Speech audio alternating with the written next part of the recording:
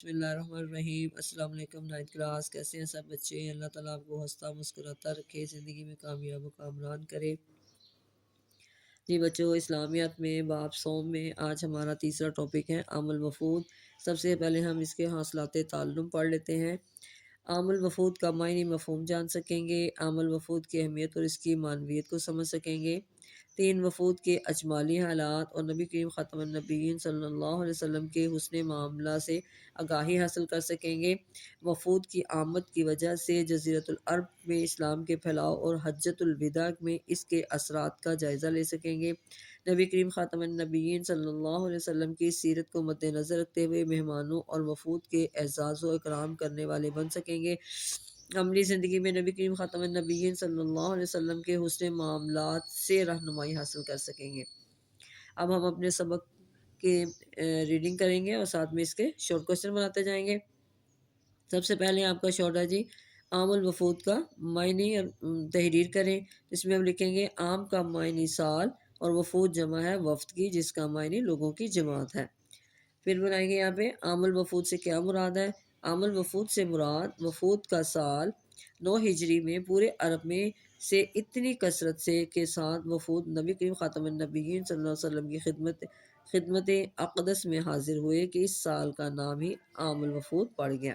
یہاں تک نبی کریم خاتم النبیین صلی اللہ علیہ وسلم تمام وفود کے ساتھ ایسے حسن سلوک اور شفقت سے پیش آئے کہ وہ متاثر ہوئے بغیر نہ رہ سکے۔ جن لوگوں کو قبول اسلام کی سعادت نصیب ہوئی، انہوں نے اسے خلوص کے ساتھ اسلام کی تبلیغ کی کہ پورے قبائل دائر اسلام میں داخل ہو گئے، یہاں تک کہ حجۃ الوداع کے موقع پر مسلمانوں کی تعداد 1 لاکھ سے تجاوز کر گئی۔ نبی کریم خاتم النبیین صلی اللہ علیہ وسلم کی طرف سے ان وفود کو مسجد نبوی میں ٹھہرانا، ان کے استقبال اور قیام و طعام کا انتظام کرنا آپ خاتم النبیین صلی اللہ علیہ وسلم کے حسن انتظام اور کریمانہ اخلاق کی عمدہ مثالیں ہیں۔ چلیے آگے نہیں، وفد بنو تمیم۔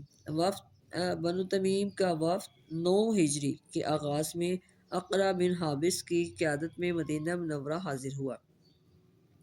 نبی کریم خاتم النبیین صلی اللہ علیہ وسلم ظہر سے پہلے قیلولہ دوپہر کے وقت کا آرام فرما رہے تھے۔ اب یہاں پہ ہم نے سوال بنانا ہے کہ اللہ تعالیٰ نے سورۃ الحجرات کیوں نازل فرمائی؟ تو اس کے آنسر میں ہم لکھیں گے نبی کریم خاتم النبیین صلی اللہ علیہ وسلم ظہر سے پہلے قیلولہ دوپہر کے وقت کا آرام فرما رہے تھے۔ انہوں نے نبی کریم خاتم النبیین صلی اللہ علیہ وسلم کو بھی آرام کیا۔ آپ خاتم النبیین صلی اللہ علیہ وسلم کو گھر کے باہر سے آوازیں دیتے رہے۔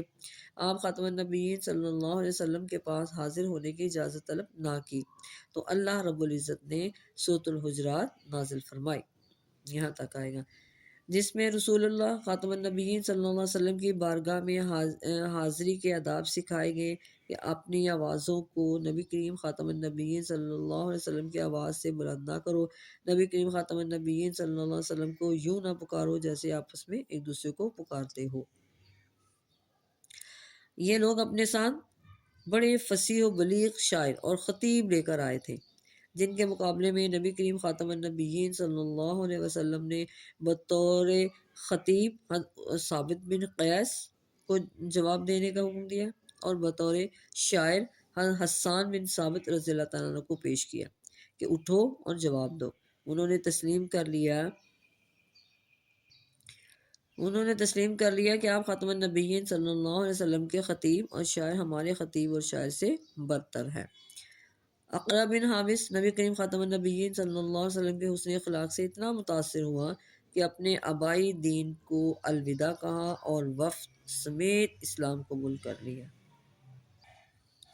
جی آگے ہے جی، وفد نجران۔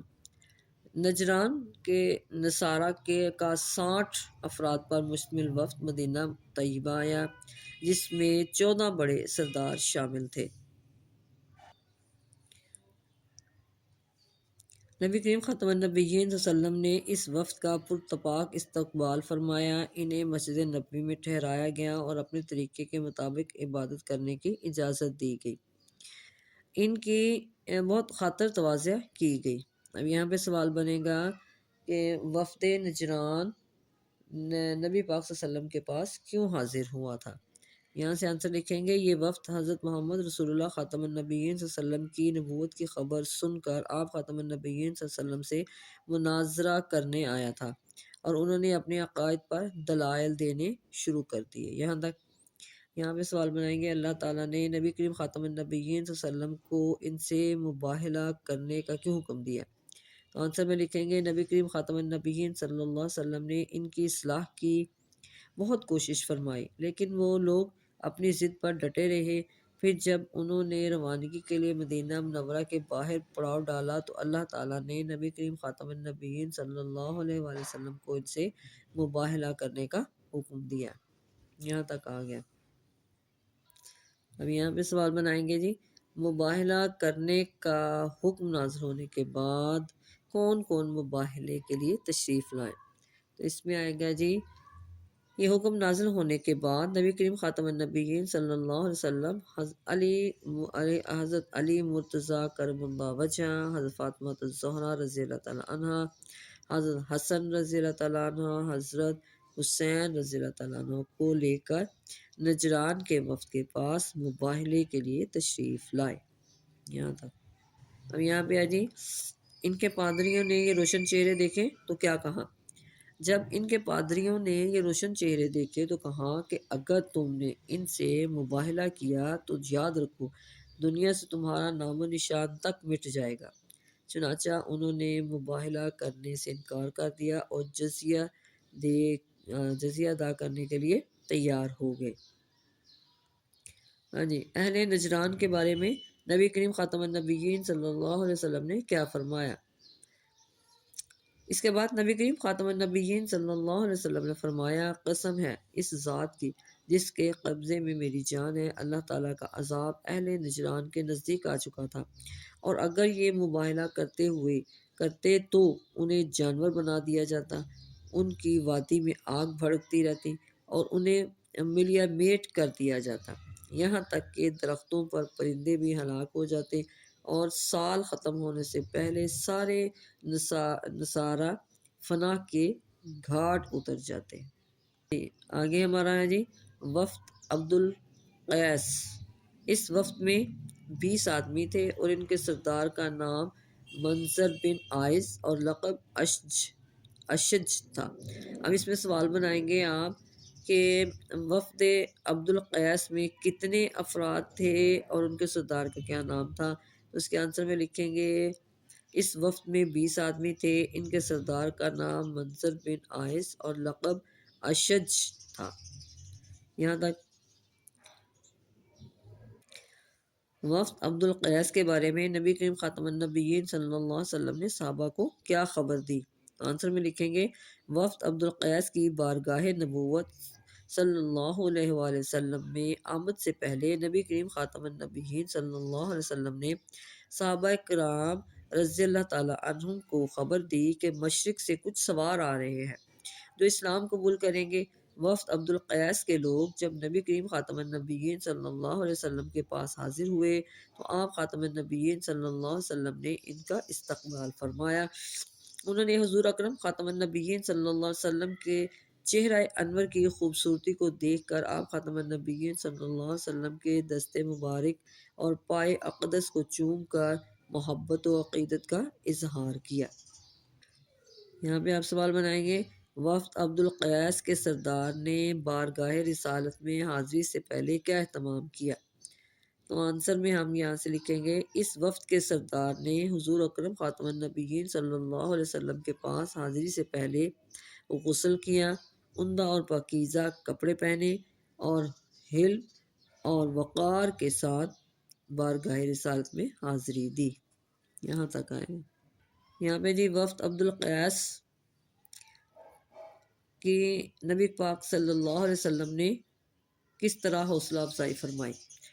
تو اس کے آنسر میں لکھیں جی، نبی کریم خاتم النبیین صلی اللہ علیہ وسلم نے اس کی وضع اور آداب کو پسند کرتے ہوئے اس کی حوصلہ افزائی فرمائی اور ارشاد فرمایا، بلا شبہ 2 خوبیاں تم میں ایسی ہیں جو اللہ تعالیٰ کو بہت محبوب ہیں، ایک حلم یعنی جلد بازی نہ کرنا اور امور معاملات میں غور و فکر کرنا، اور دوسری خوبی وقار ہے۔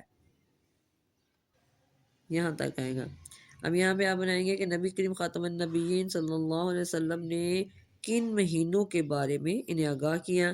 تو آنسر میں لکھیں گے جی دوران گفتگو آپ خاتم النبیین صلی اللہ علیہ وآلہ وسلم نے حرمت والے مہینوں ذی القعدہ، ذی الحج، محرم اور رجب کے بارے میں انہیں آگاہ کیا۔ نبی کریم خاتم النبیین صلی اللہ علیہ وسلم نے ان کو نماز، روزہ، زکوٰۃ اور دیگر احکام کی بھی تعلیم دی۔ یہاں تک اب آ گیا جی نبی کریم خاتم النبیین صلی اللہ علیہ وسلم نے وفد قیس کو کون سی دعا فرمائی، دعا دیتے ہوئے کیا ارشاد فرمایا؟ اس کے آنسر میں لکھیں گے نبی کریم خاتم النبیین صلی اللہ علیہ وسلم نے ان کے لیے دعا فرماتے ہوئے ارشاد فرمایا، اے اللہ عبد القیس والوں کی بخشش فرما دے۔ یہاں تک یہ وفد 10 دن حضور اکرم خاتم النبیین صلی اللہ علیہ وسلم کی بارگاہ میں رہا، قرآن مجید اور احکامی شریعت سیکھے۔ آپ خاتم النبیین صلی اللہ علیہ وسلم نے ان کو تحفے تحائف دیے، اشد کو بہت زیادہ مال عطا فرمایا اور ان کو واپس جانے کی اجازت مرحمت فرمائی۔ یہاں پہ سوال بنائیں گے آپ جی اس سبق میں ہمیں کیا درس ملتا ہے؟ یہاں پہ آنسر لکھیں گے اس سبق میں ہمیں نبی کریم خاتم النبیین صلی اللہ علیہ وسلم کی تعلیمات سے یہ درس بھی ملتا ہے کہ ہمیں دوسروں کے گھروں میں داخل ہونے سے پہلے اجازت طلب کرنی چاہیے، معاملات میں جلد بازی نہیں کرنی چاہیے اور امور و معاملات کی انجام دہی میں غور و فکر کرنا چاہیے اور اپنی ذاتی زندگی میں وقار و احترام کو ملحوظ خاطر رکھنا چاہیے۔ یہاں تک تو یہ تھی بچوں آج کی ہماری ریڈنگ۔ اس میں ہم نے شارٹ کوسچن بھی بنائے، ان کو آپ نے اچھی طرح یاد کرنا ہے۔ جی بچوں اگلی ویڈیو میں انشاءاللہ ہم اس کی ایکسرسائز کریں گے، اس کے شارٹ کوسچن اور اس کا لانگ جو ہے وہ اگلی ویڈیو میں ہم دیکھیں گے۔